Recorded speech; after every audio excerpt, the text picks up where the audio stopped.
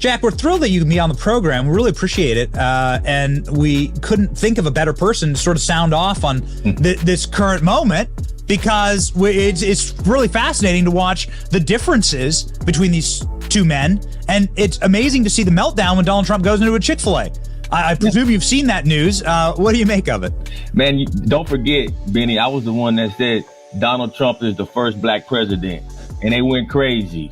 And I'll say it again on your show. Donald J. Trump is the first black president, and that's why these black people reacted the way that they do. And that's why you see people like Jimmy Kimmel, who is clearly fake. I mean, he goes into blackface, but you see someone like Jimmy Kimmel get so mad, man, because the truth and the fact of the matter is he doesn't realize it, but Donald Trump actually gave $10 billion in funding to HBCU. So yes, he can name a bunch of them. The reason why he can is I personally talked to him about it. And Donald Trump tells me the story over and over again about having all of the black presidents from HBCUs come into his office. And after the third year, he said, guys, why do you come in here every year and have to beg for money? You guys are prestigious university presidents. You should not have to beg for money. So you know what he did? He gave them long-term funding so that they didn't have to come back each and every year. So that $7 billion that Joe Biden is bragging about is just the extension of the Trump funds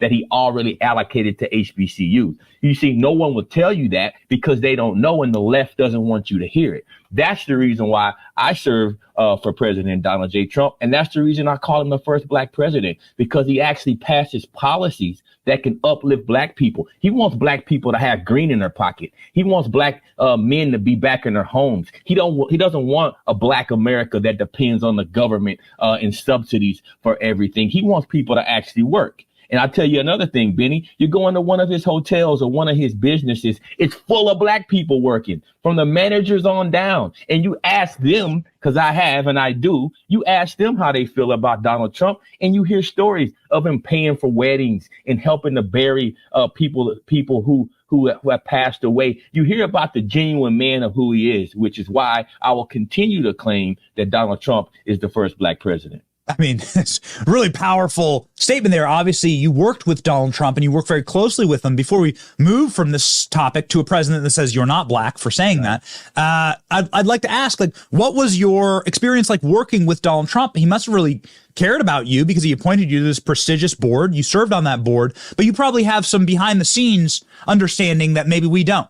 Definitely, Benny. I'll tell you. So I'm one of the only Trump appointees that actually is still in place. I'm still serving on the, wow. It's actually the Civil Rights Commission, and it's the Commission on the Social Status of Black Men and Boys. I'll be in D.C. to do an event there in a few weeks. I'm gonna actually invite you because I'm sure the liberal media won't ever talk about that still being a Trump appointee and a conservative on this commission. Why? Because I've been the leader on fatherlessness, and our organization, backed by President Trump, has been a voice for black men and black people. And no one wants to hear that. And so, yes, and I serve that very proudly. But when you start talking about, President Trump and some of the things that he's done, I mean, I talk to Duke Tanner usually every week, and I help him. Duke Tanner is a boxer who was 19-0 as a professional boxer, black man that literally lobbied to the Obama administration for 8 years to get him out of prison. He was the first time drug seller. He sold drugs. One-time offender. They gave this man a double life sentence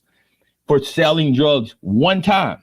And so Trump comes in, and what's he do? He pardons him. Right. Same with Lil Wayne and so many others. I wrote and signed off on many of those pardons for these black men that have been appealing the Obama administration for years, man. They would never let them out of prison. And so the First Step Act is something that we're really proud of. Why? Because over 10,000 black men have gotten their sentences reduced because President Donald Trump passed the First Step Act. Listen, we all commit crimes. My organization works in prisons and jails all across the United States of America.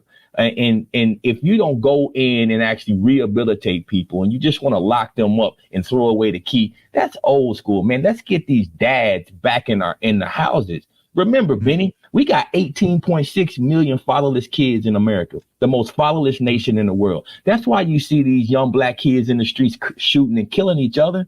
They don't got daddies in the house, man. Donald Trump understands that. He wants to get these black men. A lot of these black men had their dads in prison.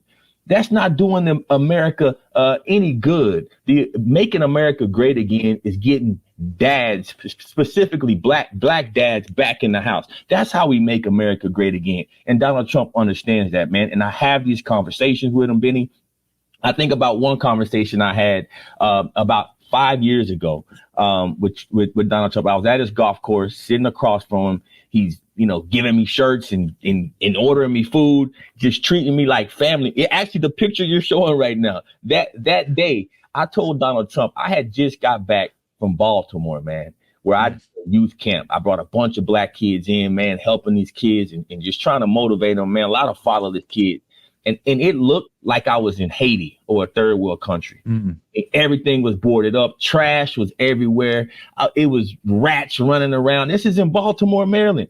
And I came back and I said, President Trump, we got to do something with Baltimore. I said, it is ridiculous to see an American city that's been a great American city look like a third world country.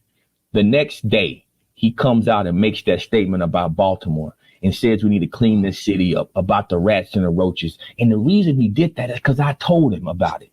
He cared. He wanted to do something now. So he starts calling out these liberal politicians that have been leading this city for 60, 70 years. It's been under Democratic leadership. And these places look like we're going to a third world country. And so people get mad, but that's why he's resonating with black people, because black people want to know the truth. We're tired of being poor. Black people are tired of not having enough money to take care of their families and not being able to go after the American dream, because we have liberal politicians in these cities just weighing it down and robbing them of everything, man.